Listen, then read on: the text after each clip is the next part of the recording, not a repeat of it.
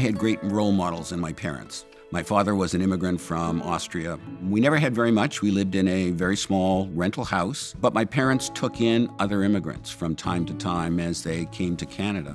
And so I don't know that I expressed it at that time, I want to give back, but it was just a great example. I've obviously been very fortunate in life. And so when we sold the company to Shell, in deciding what I wanted to do, it was, hey, I've made these terrific contacts in the not-for-profit world. I really think I have something to offer, whether it be leadership or strategic planning, as well as giving, whether it be the American Heart Association or the United Way or Memorial Hermann or the Business School at Rice, Jones Hall. All of these organizations that I'm involved with have tremendous missions. And so the ability to impact those missions, to contribute to them, to help drive it forward is something that I have found very rewarding.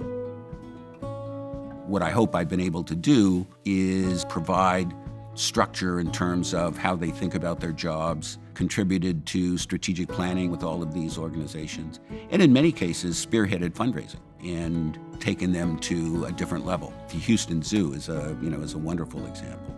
And the zoo had never had a development committee. There was no culture of philanthropy on the board.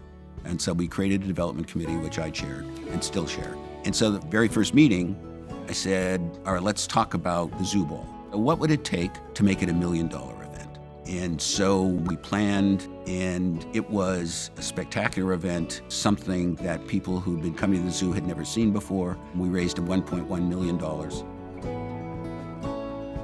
Life is a series of corners, and you never know exactly what's around the corner. So, I always tell people you need to put yourself in a position to take advantage of an opportunity or to be able to deal with a challenge or a problem.